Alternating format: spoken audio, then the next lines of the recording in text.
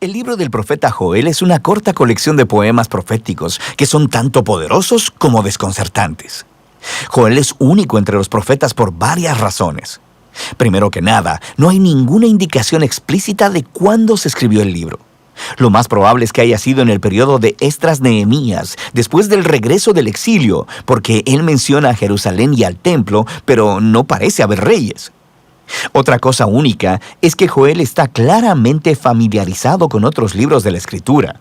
Él alude o cita a los profetas Isaías, Amós, Sofonías, Nahum, Abdías, Ezequiel, Malaquías e incluso al libro de Éxodo.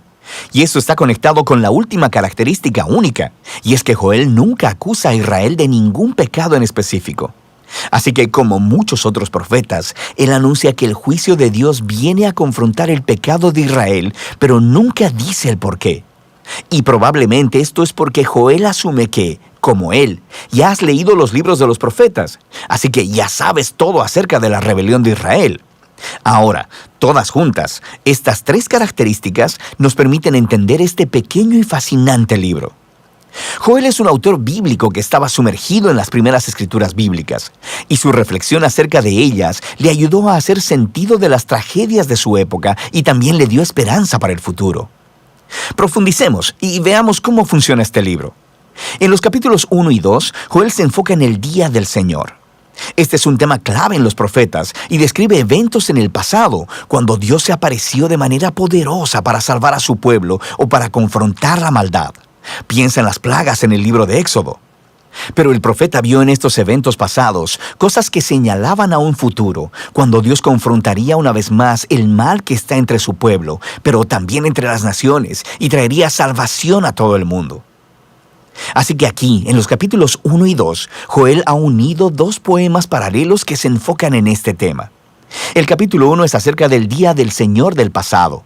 Él comienza anunciando un desastre reciente. Una plaga de langostas ha devastado Israel. Y su descripción de la plaga recuerda el día del Señor contra Egipto.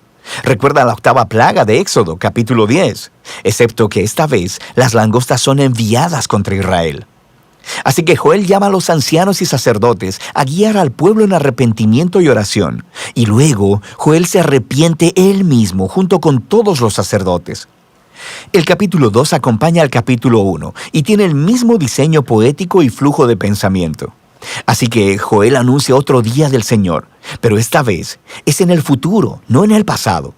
Es un desastre inminente que viene sobre Jerusalén.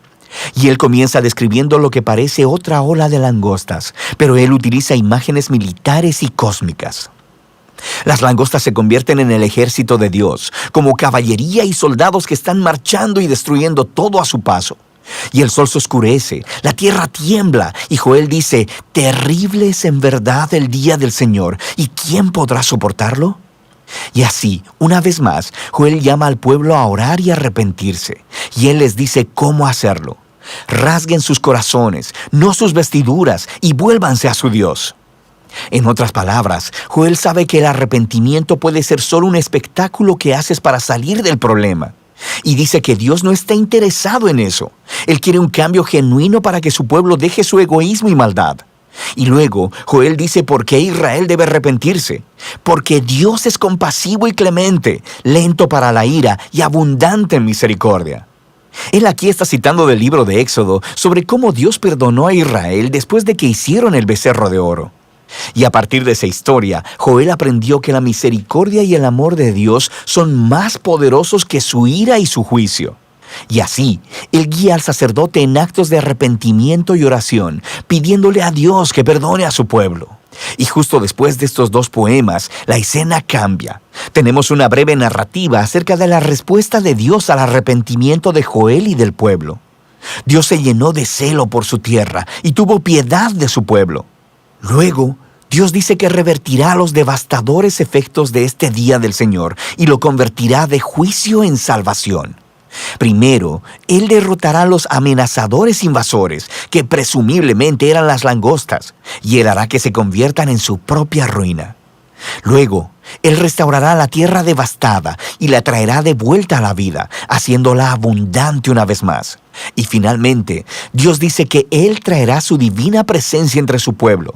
Será real y accesible para todos.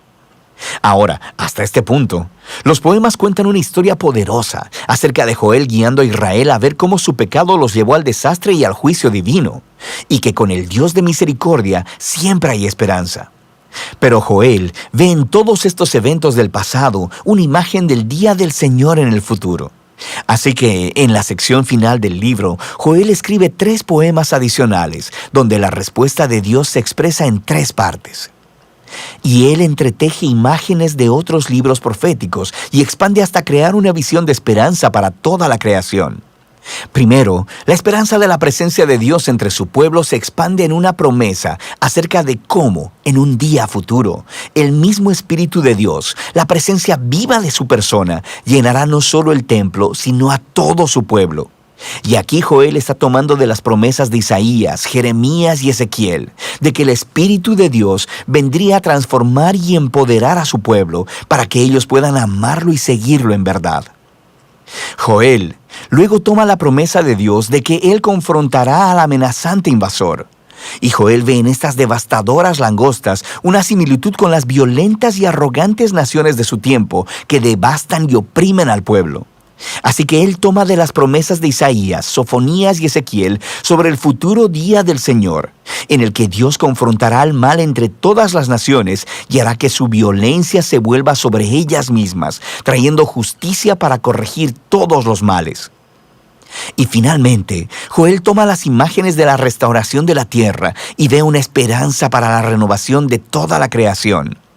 Así que él toma las promesas de Isaías, Ezequiel y Zacarías, de que al día de justicia final de Dios le seguirá una restauración de todo el mundo, un nuevo Edén, donde la presencia de Dios en Jerusalén fluirá como un río y traerá renovación cósmica. De manera que el poema de Joel termina con el perdón y la misericordia de Dios, inaugurando una nueva creación.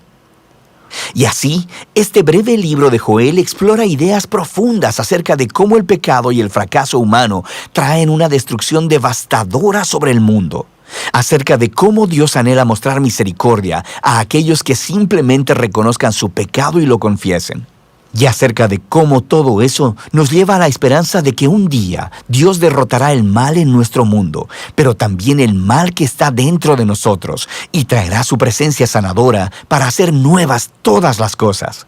Y de eso se trata el libro de Joel.